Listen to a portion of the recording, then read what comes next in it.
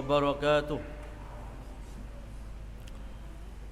إن الحمد لله نحمده ونستعينه ونستغفره ونتوب إليه ونعوذ بالله من شرور أنفسنا ومن سيئات أعمالنا. من يهده الله فلا مضل له ومن يضلل فلا هادي له. أشهد أن لا إله إلا الله وحده لا شريك له وأشهد أن محمدا عبده ورسوله. اللهم صل وسلم وبارك على نبينا محمد وعلى آله وصحبه أجمعين وبعد. أيها المسلمون rahimakumullah. Alhamdulillah, kita memuji dan bersyukur kepada Allah Subhanahu wa taala atas melimpahkan nikmat dan karunia yang telah Allah limpahkan kepada kita. Salawat dan salam semoga tetap tercurahkan kepada junjungan Nabi kita Muhammad sallallahu alaihi wasallam, kepada keluarga beliau, para sahabat beliau, dan umat yang senantiasa istiqamah di dalam menempuh jejak beliau ila yaumil qiyamah. Jamaah rahimakumullah, kita lanjutkan kajian kitab Kashfus Syubuhat, yang mana pada pekan yang lalu kita memasuki halaman yang ke-47, perkataan al-muallif al-imam Muhammad Ibn Abdul Wahhab At-Tamimi, wa'lam annahu subhanahu min hikmati lam yab'as nabiyyan bi hadha at-tauhid illa jalahu a'da'an. Ketahuilah bahwasanya Allah Subhanahu wa taala, termasuk dari hikmah Allah, bahwasanya Allah tidak mengutus seorang nabi pun dengan tauhid ini agar semua hamba Allah betul-betul mengikhlaskan ibadahnya hanya kepada Allah, agar semua hamba Allah betul-betul bertawakal dan berserah diri hanya kepada Allah. Illa jalahu a'daan, kecuali pasti Allah jadikan dalam dakwah itu musuh-musuh dakwah. Sebagaimana Allah firmankan di dalam Al-Quranul Karim, wa kadzalika ja'alna likulli nabiyyin aduwwas sayatini wal ins, sayatinil jinni wal insi. Allah firmankan, wa kadzalika ja'alna likulli nabiyyin aduwan sayatinil insi wal jinni. Demikian itulah kami jadikan bagi setiap nabi musuh setan-setan dari kalangan jin ataupun setan-setan dari kalangan manusia. Yuhi ba'dhum ila ba'dhin zukhrufal qawli ghurura. Mereka saling mewahyukan, ya, satu sebagian kepada sebagian yang lainnya ucapan-ucapan yang menipu. Artinya di dalam dakwah, ya, dalam dakwah tauhid, dalam kita menyeru hamba-hamba Allah supaya mereka mentauhidkan Allah, di situ pasti ada rintangan-rintangannya, hambatan-hambatannya dari kalangan, ya, dari kalangan setan, baik setan jin ataupun setan manusia. Kemudian kita lanjutkan perkataan al-muallif al-imam Muhammad Ibn Abdul Wahhab At-Tamimi, wa qad yakunu li'ada'it tauhid ulumun kasiratun wa kutubun wa hujajun kama qala ta'ala. Dan kadang-kadang musuh-musuh tauhid, musuh-musuh dakwah di jalan Allah Subhanahu wa taala, mereka itu juga memiliki ilmu yang banyak, memiliki kitab-kitab ataupun memiliki hujah-hujah, sebagaimana Allah firmankan di dalam surat Al-Quranul Karim.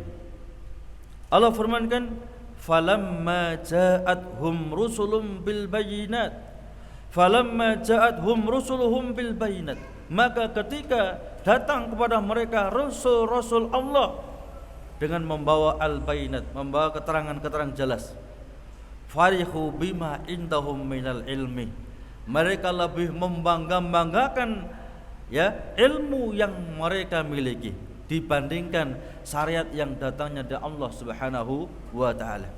Allah firmankan, dan ketika rasul-rasul Allah telah datang kepada mereka dengan membawa keterangan-keterangan yang jelas, farihu bima indahum minal ilmi, ya, mereka justru bangga dengan ilmu yang mereka miliki. Sehingga kadang-kadang memang Orang yang merintangi dakwah tauhid ini kadang-kadang memiliki ilmu, ya, kadang-kadang juga mereka memiliki kitab. Maka kewajiban orang-orang yang hendak berdakwah di jalan Allah harus membekali diri dengan ilmu.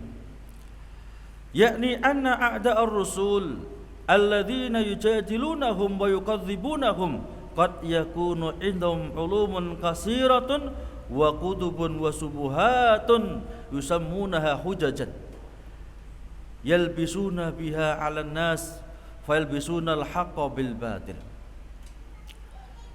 Sesungguhnya musuh-musuh para rasul, musuh-musuh dakwah tauhid yang mereka itu mendustakan para rasul, yang mana mereka membantah para rasul, kadang-kadang mereka juga memiliki ilmu, mereka juga memiliki kitab-kitab ataupun subuhat-subuhat yang mereka jadikan hujah untuk mentalbis manusia, untuk membuat kerancuan di kalangan manusia, untuk membuat kerancuan menyampur antara hak dengan yang batil.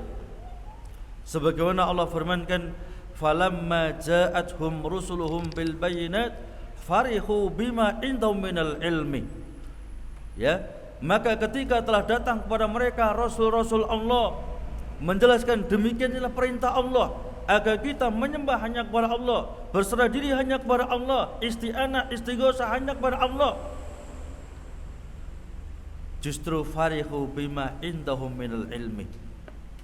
Mereka lebih membangga-banggakan diri mereka dengan ilmu yang ada pada mereka. Kami dulu pun juga mentelaah, kami dulu pun juga belajar, ya, bahwasanya tauhid tidak seperti yang kalian fahami semacam itu. Tauhid itu cukuplah mengakui Allah yang menciptakan, cukuplah Allah mengakui Allah yang menghidupkan, Allah yang mematikan, Allah yang mengatur segala urusan, cukup, selesai sudah. Kemudian membaca firman Allah Subhanahu wa taala.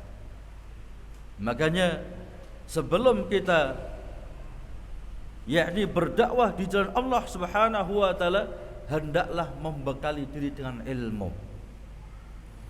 Allah Subhanahu wa taala firmankan di dalam surat Yusuf ayat 108, Allah firmankan, qul hadhihi sabili ad'u ila Allah ala basiratin ana wa man ittaba'ani. Katakan Muhammad, inilah jalanku, aku menyeru ke jalan Allah ala basiratin, atas landasan ilmu, ana wa man ittaba'ani, aku demikian pula orang-orang yang mengikuti aku, mereka berdakwah di jalan Allah atas landasan ilmu. Berapa banyak ketika saudara kita menjelaskan ini syirik, ya, ini bid'ah, maka justru mereka, ya, membantah dengan sesuatu yang lain. Dia dibantah dengan tajwid. Kamu saja baca Al-Quran masih gerudal-geradel kok, ya, mau menjelaskan masalah tauhid, ya, mana ini mubtada'nya, mana khobarnya ini, ya. Masalah nahwu saya nggak ngerti, bagaimana menjelaskan kepada aku masalah bid'ah, masalah syirik. Makanya sebelum kita berdakwah tentunya membekali diri dengan ilmu, bukan untuk mencari menang-menangan, tetapi untuk membela agama Allah Subhanahu wa ta'ala dari semua kerancuan-kerancuan, dari semua subuhat-subuhat yang dilemparkan musuh-musuh tauhid. Makanya Allah Subhanahu wa ta'ala perintahkan sebagian kita untuk tafaqquh fiddin, sebagian di antara kita untuk betul-betul memperdalam masalah din. Allah firmankan, wal takum minkum ummatu yad'una il khair ya'muruna bil ma'ruf wa tanhauna 'anil munkar. Hendaklah ada sebagian di antara kalian, wal takum minkum, ya, hendaklah ada sebagian di antara kalian, tidak semuanya. Ummatu yad'una, ya, ummatun, suatu umat yang mana mereka menfokuskan diri dalam dakwah. Tentunya sebelum berdakwah harus membekali diri dengan ilmu.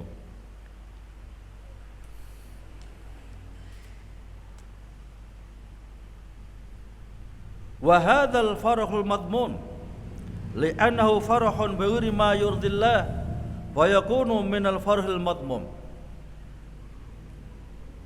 Berbangga-bangganya mereka ini bangga yang dicela oleh Allah, karena bangga dalam kesesatannya, bangga dalam kesyirikannya. Adapun ya bangga, senang dengan hidayah Allah, bisa memahami tauhid dengan benar, maka ini diperintahkan oleh Allah. Adapun bangga dengan kesesatannya, bangga dengan yakni penyimpangannya, ini suatu kebanggaan, senang yang dicela oleh Allah Subhanahu wa taala. Maka asara muallif rahimahullah bihadil jumlah ila annahu yanbaghi an na'rifa ma inda haula minal ulum was subhat min ajli an narudda alaihim bisilahihim. Maka al-muallif al-imam Muhammad Ibn Abdul Wahab At-Tamimi mengisyaratkan dengan perkataan beliau ini, waqad yakunu li'atai tauhid ulumun katsirah, ya, menjelaskan tentang ini agar kita betul-betul mempersiapkan diri, ya, mengetahui apa yang diilmui oleh musuh-musuh tauhid, syubhat yang dilemparkan oleh yakni musuh-musuh tauhid, agar kita bisa menjelaskan kepada umat bantahannya, sehingga mereka umat bisa mendapatkan petunjuk Allah Subhanahu wa taala. Dan ini merupakan ya dakwah yang pernah dipraktekkan Nabi kita Muhammad sallallahu alaihi wasallam. Ketika Nabi hendak mengutus Mu'adz ibn Jabal ke negeri zaman, di mana penduduk zaman mereka adalah orang-orang ahli kitab, ya. Mereka orang-orang Yahud wan Nasara. Orang Yahud wan Nasara tentunya mereka bukan orang-orang yang bodoh, ya. Mereka punya ilmu, mereka punya kitab, jadi kitab suci Injil dan Taurat. Mereka juga belajar kitab suci Taurat dan Injil. Maka sebelum Nabi kita Muhammad SAW mengutus sahabat Mu'adz ibn Jabal, beliau bersabda kepada sahabat Mu'adz ibn Jabal, "Ya Mu'adz, fa innaka ta'ti qauman ahlal kitab." Wa ya Mu'adz, sesungguhnya engkau akan berdakwah pada kaum ahli kitab. Artinya mereka memiliki ilmu, mereka memiliki syubhat-syubhat, membuat kerancuan-kerancuan yang dikhawatirkan justru akan mengalahkan hujah, yakni dakwah tauhid ini. Makanya Nabi mengajarkan sahabat Mu'adz ibn Jabal untuk mempersiapkan diri, bahwasanya yang didakwai bukan orang musyrik yang enggak tahu masalah apapun, tetapi yang didakwai adalah orang-orang ahli kitab yang mereka terbiasa ya dengan ilmu. Maka sebelum berdakwah kepada mereka, mempersiapkan diri untuk yakni bisa mendakwai mereka sesuai dengan kehendak Allah dan Rasulnya Muhammad sallallahu alaihi wasallam. Idza arafta dzalik, maka ketika engkau telah faham tentang hal ini, arafta anna at-tariqa ila Allah la budda lahu min a'da'in qa'idina alaihi ahlu fasahah wa ilmin wa hujajin. Maka apabila engkau telah mengetahui yang semacam ini, maka fahamlah engkau bahwasanya jalan menuju Allah, berdakwah di jalan Allah Subhanahu wa taala, di situ pasti ada rintangan, hambatan, musuh-musuh yang mereka ahlu fasahah wa ilmin wa hujajin. Mereka orang yang ahli bahasa Arab, ya, juga punya ilmu, bahkan punya hujah, subhat-subhat. Maka fal wajib alaika, maka wajib atas engkau, anta ta'allama min dinillah ma yasiru laka silahan tuqatilu biha ulai sayatin alladzina qala imamuhum wa muqaddimuhum li rabbika azza wajal. Maka wajib atas engkau untuk mempelajari agama Allah Subhanahu wa taala dengan sungguh-sungguh, dengan sebenar-benarnya, ma yasur laka silahan tuqatilu biha ulai sayatin, yang akan menjadi pedang untuk memerangi mereka musuh-musuh Allah dari kalangan setan-setan, baik jin ataupun manusia. Jadi kita sebelum berdakwah di jalan Allah dituntut untuk betul-betul mengilmui, memahami, sehingga itu akan menjadi pedang, senjata untuk mengalahkan musuh-musuh dalam dakwah ini. Di mana imam mereka, ya, pemimpin mereka telah yakni bersumpah di hadapan Allah Subhanahu wa taala, yakni iblis.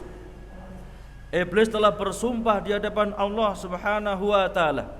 Di dalam surat Al-A'raf ayat yang ke-17, iblis bersumpah di hadapan Allah, la uqidanna lahum siratakal mustaqim thumma la'atiyannahum min baini aydihim wa min khalfihim wa an aymanihim wa an sama'ilihim wa la tajidu aktsaruhum sakirin. Kata iblis, sungguh aku akan menghalang-halangi mereka manusia dari jalan Engkau yang lurus, ya Allah. Tsumma la'atiyannahum min baini aydihim, akan kami halang mereka dari hadapannya, wa min khalfihim, dari belakangnya, wa an aymanihim, dari kanannya, wa an sama'ilihim, dan bahkan dari kirinya, wala tajidu aktsaruhum syakirin. Maka tidak engkau dapatkan kebanyakan manusia bersyukur kepada engkau. Ini sumpah iblis, ya, sumpah iblis di hadapan Allah Subhanahu wa taala. Ketika iblis telah dilaknat oleh Allah, maka dia bersumpah di hadapan Allah, sungguh akan saya halangi manusia dari jalan engkau yang lurus, ya Allah. Akan aku halangi mereka dari depan mereka, belakang mereka, samping kanan mereka, kiri mereka, sehingga tidak engkau dapatkan kebanyakan mereka bersyukur, tetapi kebanyakan mereka kufur akan nikmat Allah Subhanahu wa ta'ala. Berapa banyak manusia yang justru terjerumus kepada kesyirikan dibanding orang yang betul-betul mentauhidkan Allah.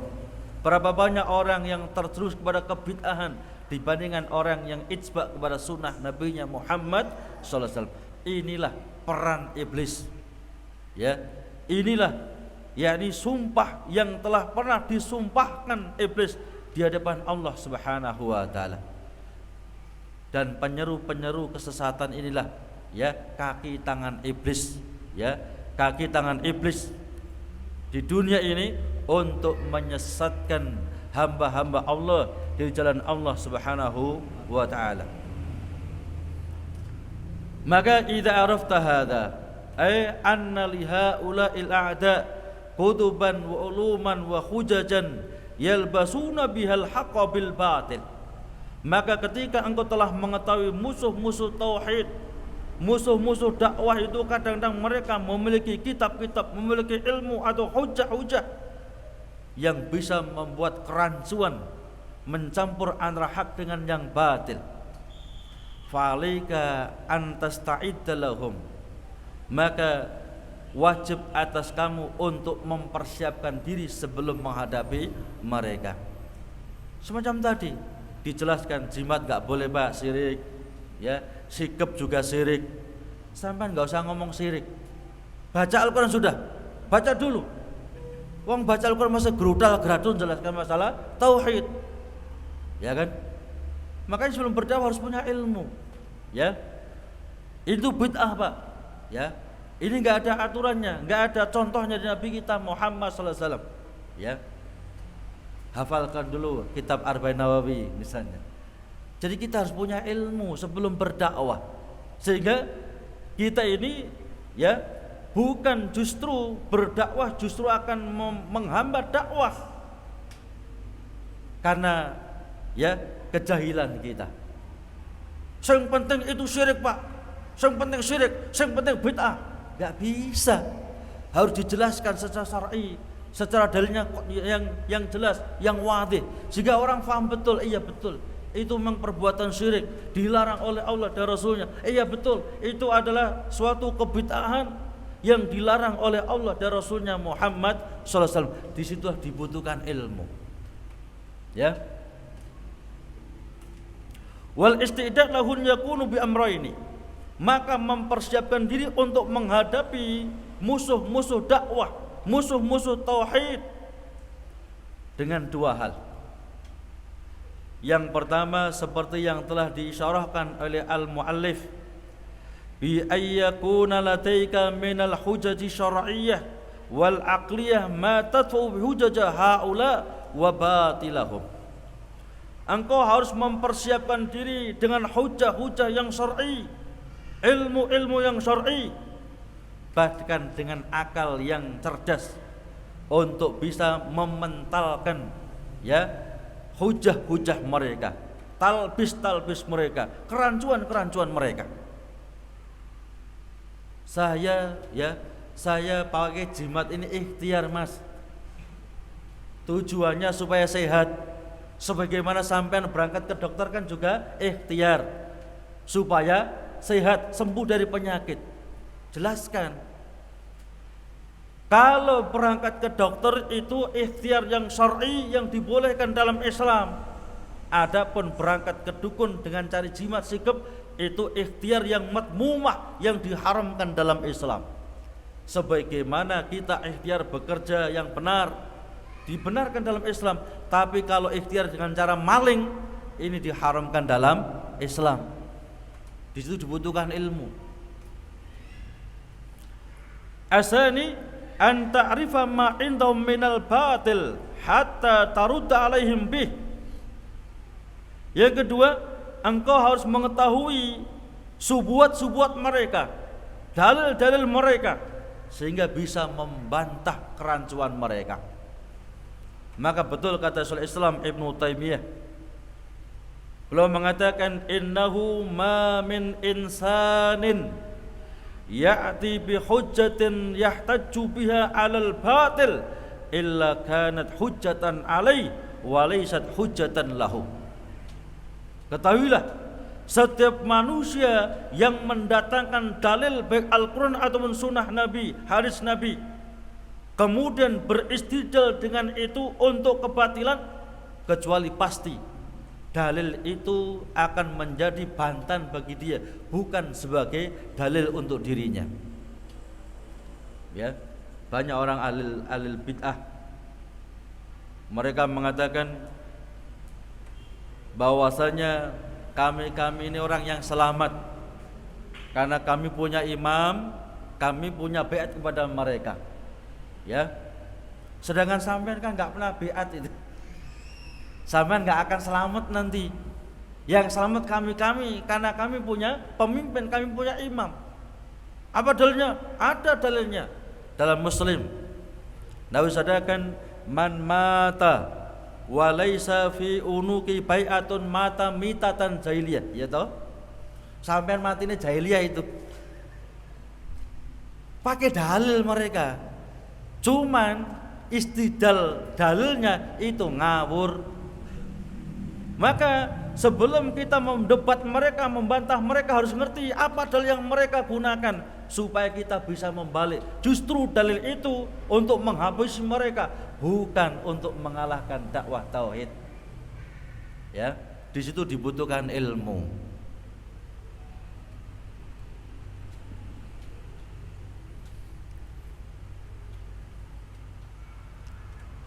Maka minimalnya dua hal agar kita bisa menolong dakwah ini, agar dakwah semakin menyebar, agar dakwah tauhid diterima oleh umat. Yang pertama, kita harus membekali dengan ilmu syar'i. Ya,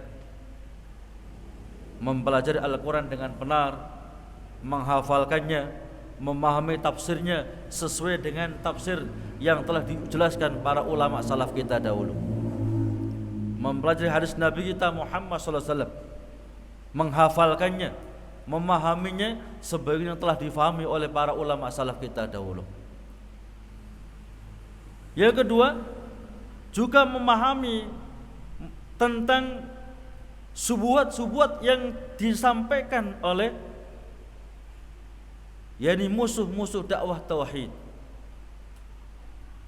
agar kerancuan-kerancuan yang mereka sampaikan itu dipatahkan. Sebagaimana ketika ada hadis yang sahih cuman dipraktekkan dalam praktek yang tidak benar. Nabi kita Muhammad SAW telah sabdakan, man shalla alayya salatan sallallahu alaihi asran.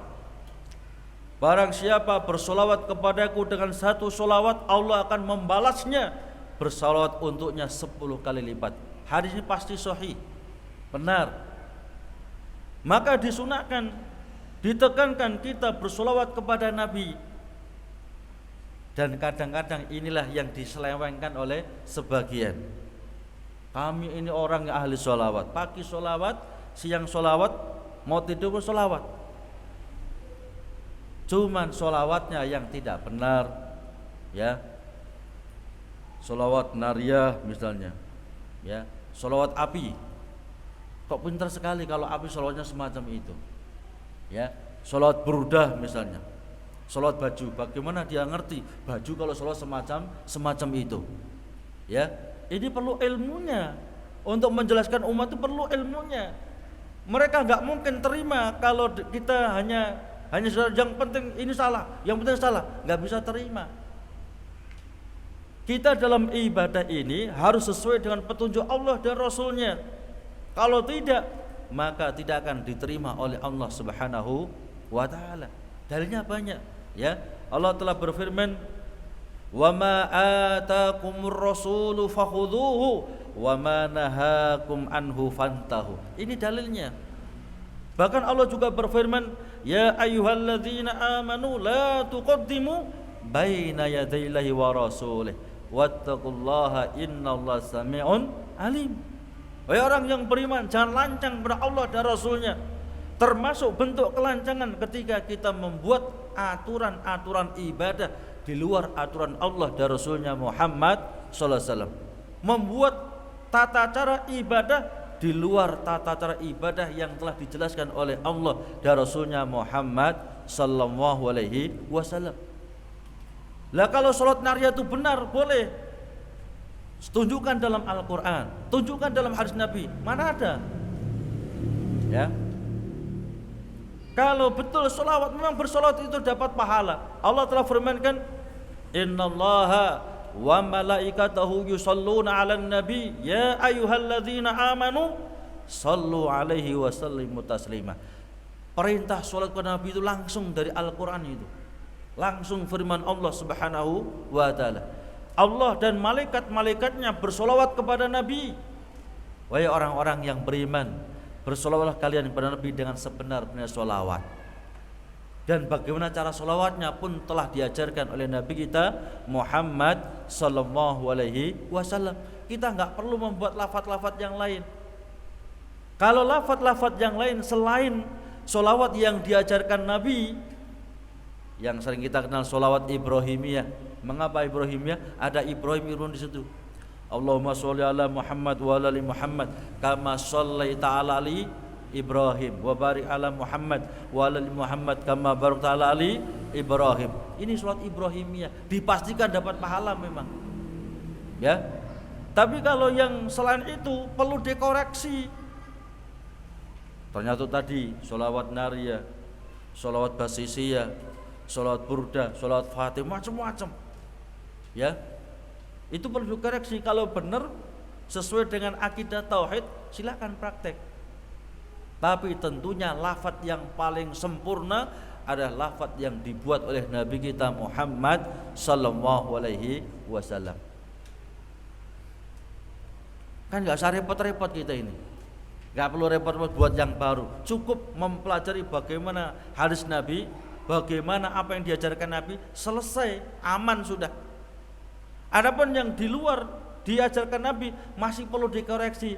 Benar atau tidak itu? Sesuai akidah Islam atau tidak itu? Ya, demikian. Kadang-kadang kita ini cari yang lebih sulit, yang belum pasti, ya, nilai pahalanya dibandingkan yang mudah yang telah dipastikan ada nilai pahalanya. Ya kan? minimalnya sallallahu alaihi wasallam, dapat pahala. Ya, di mana bisa dikatakan al-bahilu man dzukirtu indu wa lam yusolli alayya. Orang yang bahil itu ketika namaku disebut dia tidak mau bersolawat kepadaku, itu orang yang bahil.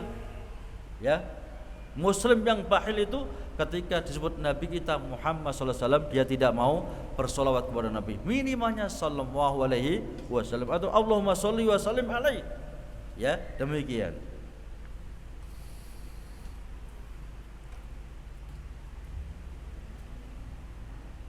Maka wajib difahami sebelum kita memfokuskan diri dalam medan dakwah, wajib membekali diri dengan ilmu, hujah-hujah yang qat'i, yang bisa yakni menyebabkan dakwah ini semakin menyebar dan diterima oleh umat. Walakin idza aqbalta 'ala Allah wasghaita ila hujjatihi wa bayyinatihi fala takhaf wa la tahzan inna kaidas syaitan kana dha'ifa. Akan tapi ketika engkau telah mengikhlaskan diri di jalan Allah Subhanahu wa taala, ya, dan juga memperhatikan hujah-hujah mereka, penjelasan mereka, maka fala takhaf wa la tahzan. Janganlah engkau takut, janganlah engkau susah. Karena Allah telah berfirman, inna kaidas syaitan kana dha'ifa. Sesungguhnya tipu daya syaitan itu sangatlah lemah. Wal 'ami minal muwahhidin yaghlibu alfan min ulama'i haula'il musyrikin. Maka satu orang muwahhid yang awam sekalipun itu bisa mengalahkan 1000 ulama orang-orang musyrik. Kata Syaikhul Islam Ibnu Taimiyah, kata Syaikhul Islam Muhammad Ibn Abdul Wahab At-Tamimi, satu orang yang muwahhid, yang awam, itu bisa mengalahkan 1000 ulama orang musyrik. Mengapa? Karena mereka orang musyrik memahami tauhid hanya sebatas tauhid rububiyah. Ya, mereka nggak ngerti masalah tauhid uluhiyah. Mereka juga tidak paham masalah tauhid asma wa sifat. Padahal orang yang muwahhid walaupun awam sekalipun mereka paham masalah tauhid rububiyah. Mereka juga orang yang paling mempraktekkan, faham dan mempraktekkan tauhid uluhiyah. Bahkan mereka orang yang taslim dalam masalah tauhid asma wa sifat. Jadi menghadapi musuh dakwah tauhid enggak perlu grogi. Mereka hanya ngerti masalah tauhid rububiyah. Antum yang masih awam ini sudah ngerti tauhid rububiyah, uluhiyah, asma wa sifat. Ya. Sehingga walaupun disebut sebagai ulama mereka orang musyrik, jimat pun dia enggak ngerti kalau itu jimat dilarang dalam Islam. Mereka juga enggak ngerti kalau sikap itu pun juga dilarang dalam Islam. Padahal antum orang yang masih awam sekalipun sudah ngerti kalau itu perbuatan syirik kepada Allah Subhanahu wa taala. Paham tuh? Jadi jangan grogi. Wah, ini kok bagus bacaannya, grogi. Saya masih grodal-gradil. Enggak usah grogi. Ya, antum lebih ngerti masalah tauhid dibandingkan mereka. Ya, antum paham masalah tauhid rububiyah, uluhiyah, asma wa sifat. Sedangkan mereka mungkin hanya ngerti masalah tauhid rububiyah saja. Mungkin ditanyakan, saya persilakan.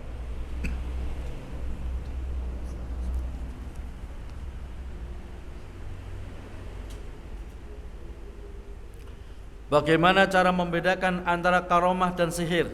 Ya. Allah Subhanahu wa taala berikan karomah kepada para wali-walinya. Sebagaimana Allah berikan mukjizat kepada para nabi dan rasulnya. Allah berikan karomah kepada wali-wali Allah. Siapa wali Allah? Ala inna awliya Allah la khaufun alaihim wa lahum yahzanun. Ya.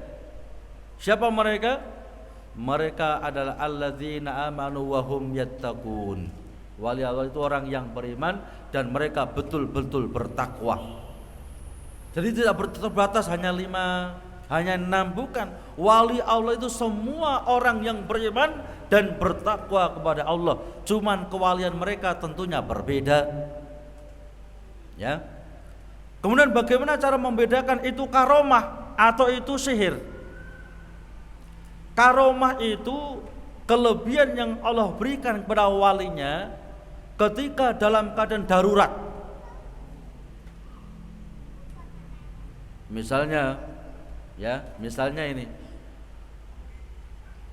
ada orang yang soleh, kemudian ada banjir bandang misalnya, dia bisa berlarian di atas air untuk menyelamatkan diri. Ini karomah. Tapi kalau besok suruh lari lagi gak bisa itu, ya. Jadi suruh besok lari lagi di atas air Pak misalnya, gak akan bisa.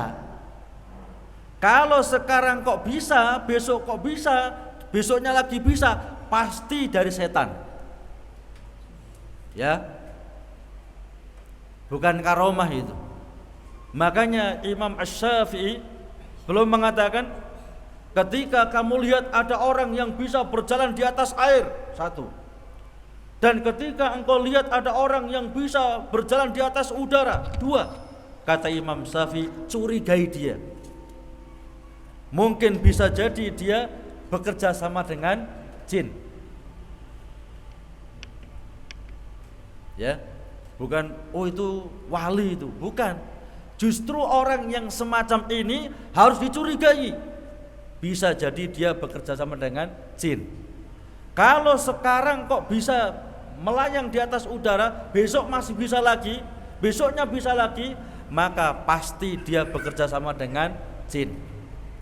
Allah telah memberikan ya penjelasan tentang hal ini. Wa kana rijalun minal insi ya'uduna birijalim minal jinni fazaduhum rahaqa. Banyak manusia laki-laki dari kalangan manusia minta tolong kepada laki-laki dari kalangan jin, fazaduhum rahaqa. Justru menyebabkan manusia semakin rusak. Merasa sombong, merasa hebat sendiri, kemudian terjerumus kepada mensekutukan Allah Subhanahu wa taala, yakni menyembah kepada jin. Ya.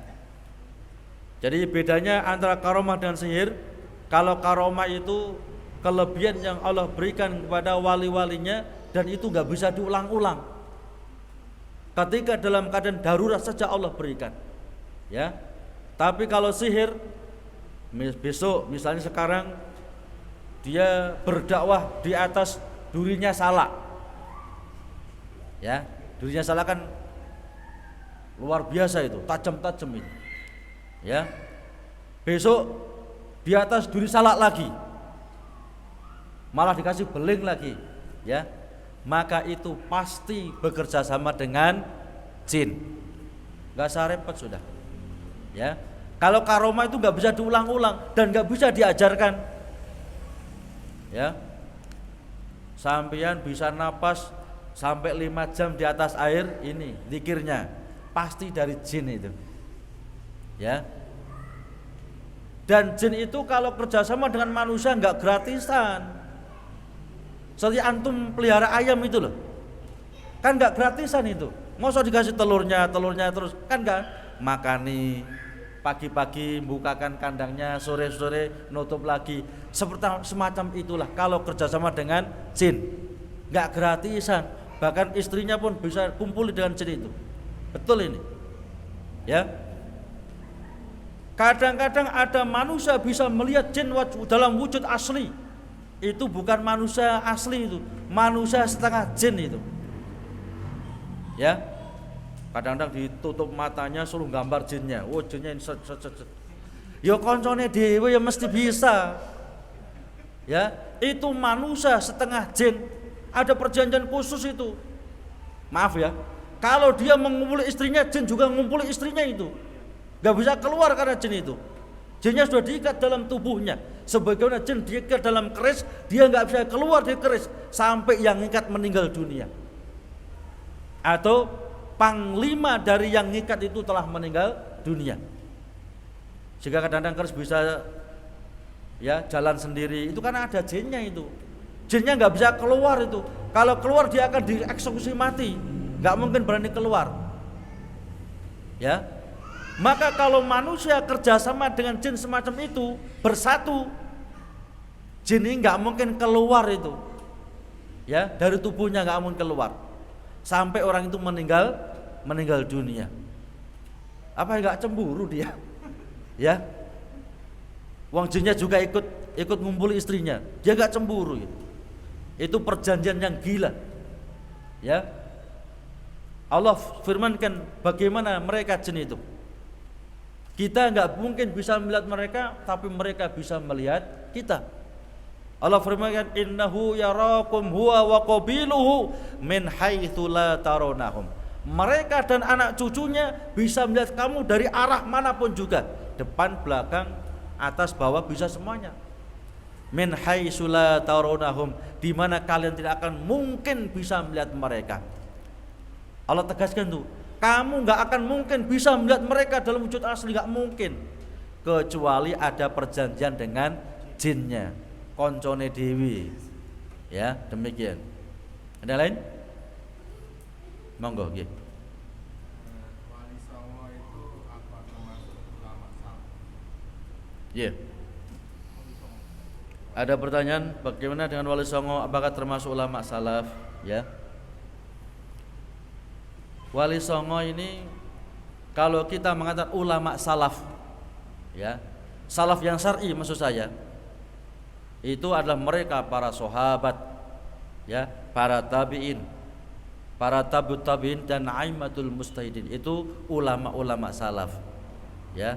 Kalau Wali Songo ini orang baru ini, kan baru 300 tahun yang silam, ya kan, orang baru, ya. Bahkan lebih dulu Syekhul Islam Ibnu Taimiyah, lebih dulu Imam Ibnu Katsir, ya kan, lebih dulu Imam Nawawi, lebih dulu Imam Al-Baihaqi dan imam-imam kita yang lainnya. Jadi kalau Wali Songo ini dikatakan ulama salaf kita dalam syar'i, tidak, mereka termasuk orang yang baru. Kan umur mereka baru, ya, baru 300-an tahun yang silam, ya kan. Wong mereka menemui Londo juga, kan mereka juga menemui Londo itu, ya, artinya 300 tahunan yang silam. Yang kita masuk ulama salaf syar'i adalah mereka para sahabat Nabi kita Muhammad sallallahu alaihi wasallam, mereka para tabi'in, anak dan murid-murid sahabat dan tabi'in, mereka cucu dan murid daripada tabi'in dan aimatul mustahidin, Imam Syafi'i, Imam Ahmad Ibn Hanbal, Imam Malik, Imam Abu Hanifah, ya, dan imam-imam kita yang sangat banyak jumlahnya. Demikian. Dan tentunya mereka, ilmu mereka jauh lebih tinggi. Karena Wali Songo kan peninggalannya, kitabnya kan kita nggak begitu banyak, ya. Kalau ulama besar itu mesti punya kitab, ya. Imam Ahmad punya kitab yang namanya Musnad Imam Ahmad. Imam Syafi'i punya kitab namanya Al-Um dan juga Ar-Risalah. Imam Malik punya kitab namanya Al-Muwatta, ya. Imam Bukhari punya kitab Sahih Musnad Al-Bukhari. Imam Muslim punya kitab Sahih Muslim. Ulama-ulama kita punya kitab semuanya itu, sehingga kita bisa mengoreksi bagaimana akidah ulama-ulama kita dahulu, bagaimana akhlak daripada ulama-ulama kita dahulu. Mereka punya warisan sehingga kita gampang mengoreksinya. Tapi di situ dibutuhkan kita belajar bahasa Arab. Demikian. Yang lain monggo. Masih ada tadi? Iya. Assalamualaikum.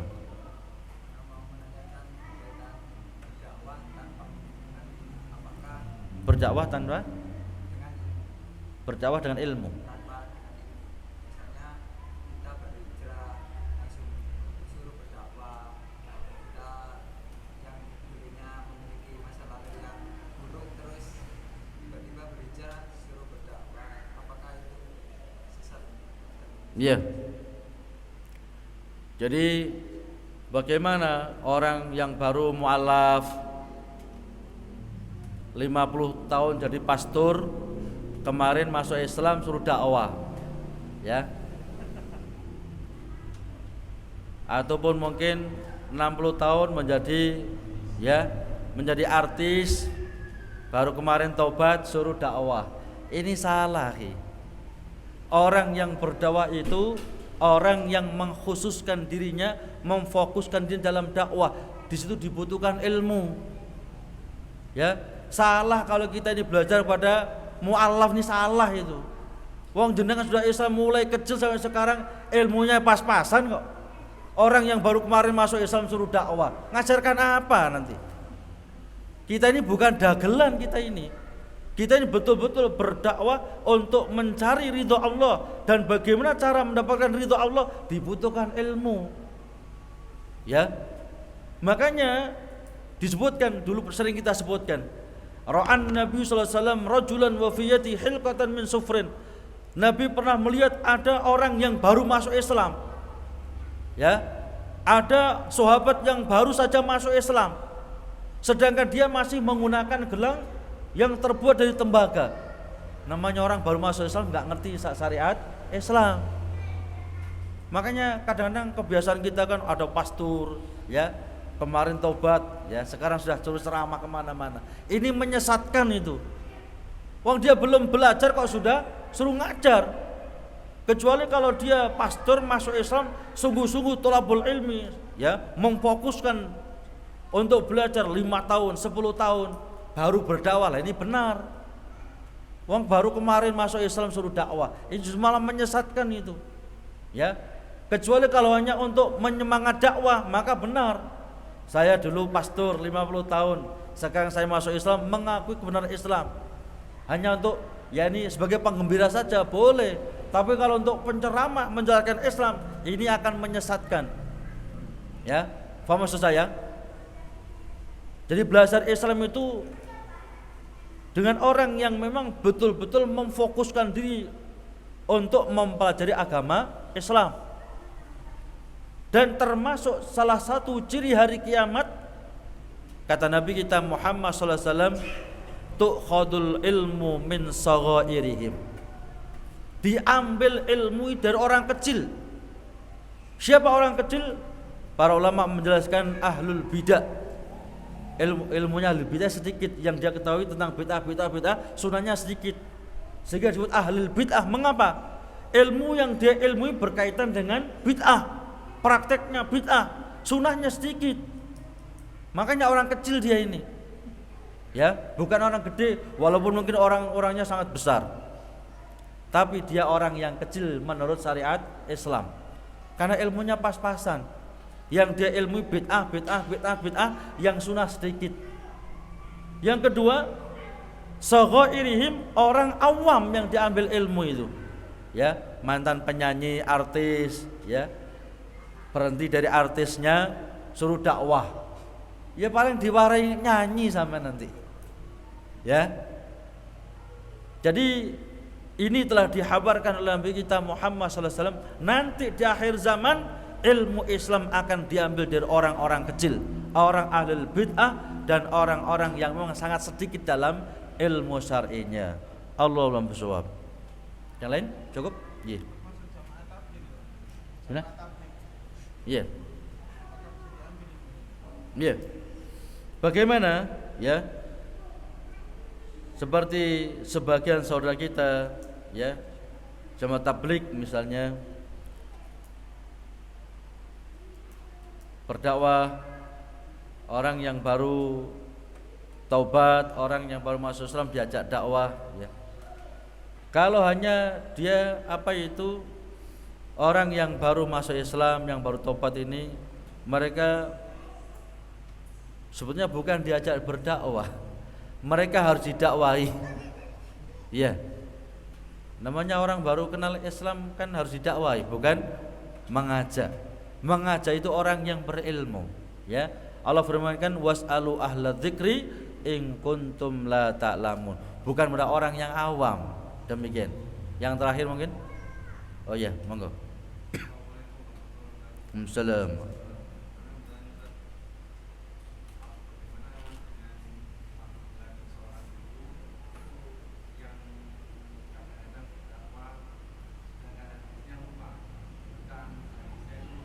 Iya.